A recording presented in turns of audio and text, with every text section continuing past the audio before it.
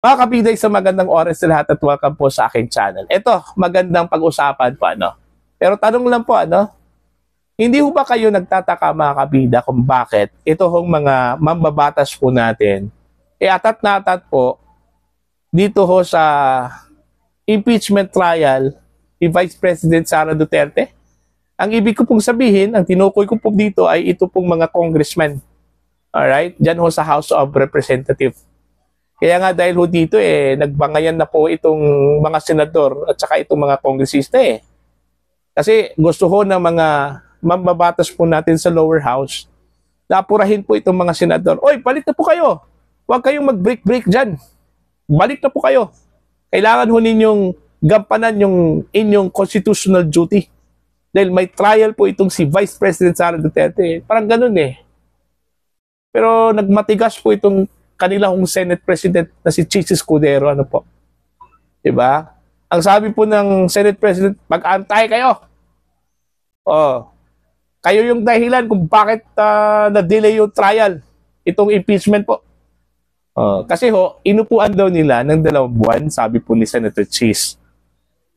Tapos, nung isinampa po nila itong article of impeachment na late na masyado, during the day of the recess na po ng Senado, tapos aapurahin po sila, no? Siniswerte po nila, no? Parang ganun yung interpretasyon po, mga kabida, ano po, no? Kaya nga, dami hong mga questions na lumalabas po ngayon, ano? Bakit na atat po itong mga mambabatas? Meron ho ba silang gustong pagtakpan? Ayaw ba nilang na maging sentro or focus ng ating mga kababayan?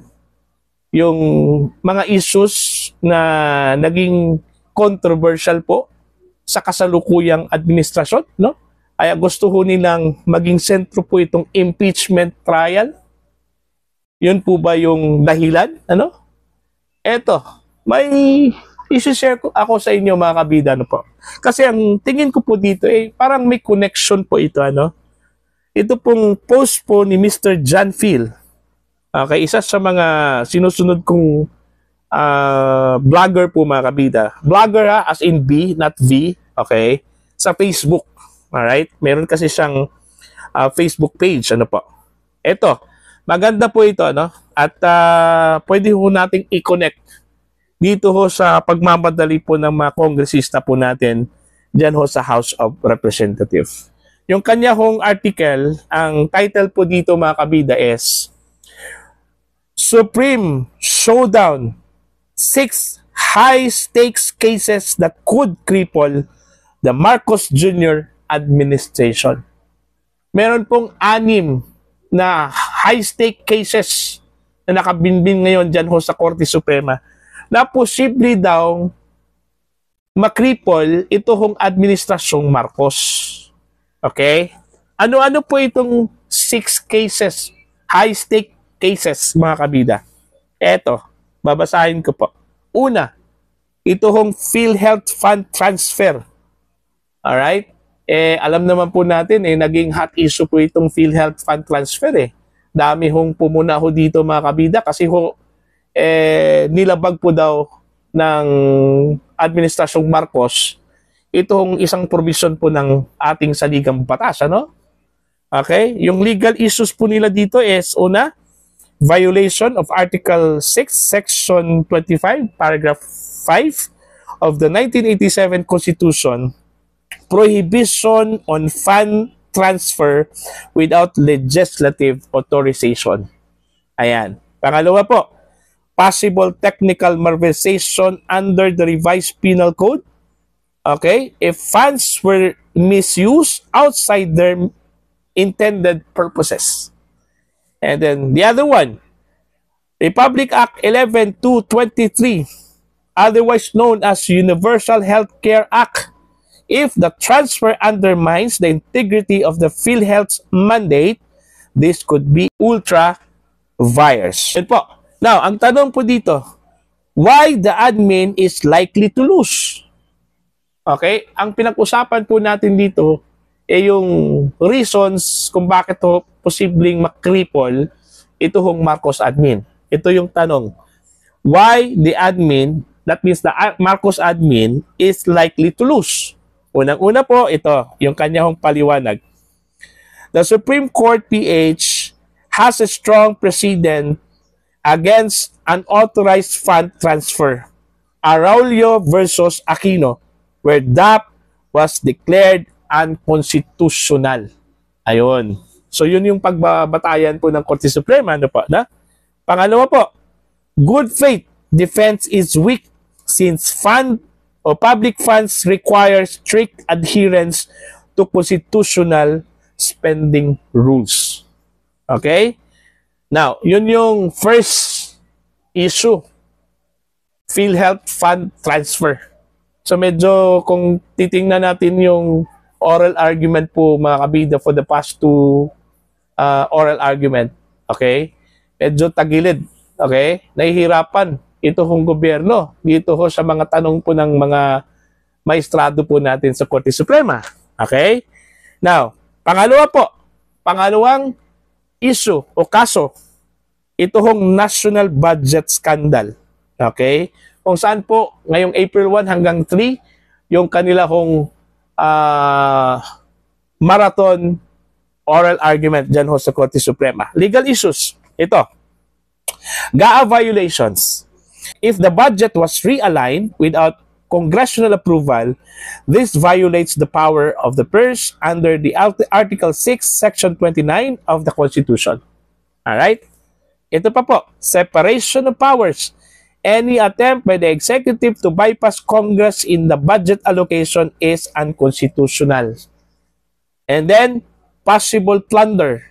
Republic Act 7080 or anti-graft violations. Republic Act 3019, if funds were misused or illegally appropriated. Ayan. Okay. Ito ang tanong. Why the admin is likely to lose? Bakit ho makikripple yung gobyerno? Ano po? Ito po. SC has historically upheld strict compliance with the General Appropriations Act. Okay? May basihan po siya dito, no? Jurisprudence. See Lawyers Against Monopoly and Oligopoly 2019. Ayan. Then, if there is a regular fund disbursement akin to PDAF or DAP rulings, the court is unlikely to tolerate it. Kung meron pong irregularities doon sa fund disbursement po mga kabida na magkapariho doon sa DAP or PDAP, most likely, hindi tolerate po ito ng Korte Suprema, no? Ito pa po, congressional allies may attempt to block transparency but the court will likely enforce full disclosure sa pamamagitan po ng COA, Commission on Audit. Okay? And then, number 3 po mga kabida, na kaso. Okay? High stakes case. Mindanao lawyers petition on VP impeachment. 10-day answer deadline. Alright. So, yung impeachment po, no? Yung pag-question po ng mga lawyers, Mindanao lawyers, and pati na rin yung kay Vice President Sara Duterte, doon ho sa constitutionality po ng impeachment complaint na isinampa po ng House, doon ho sa Senate, mga kabida, no?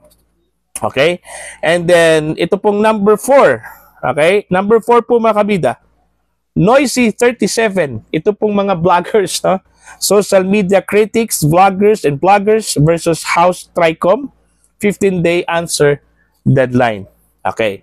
And then number 5 po mga kabida, ito, Vice President Sara petition declare impeachment unconstitutional. No? Yung kasali na po yung kaninang binanggit ko po, no? Doon ho sa mga Mindanao lawyers.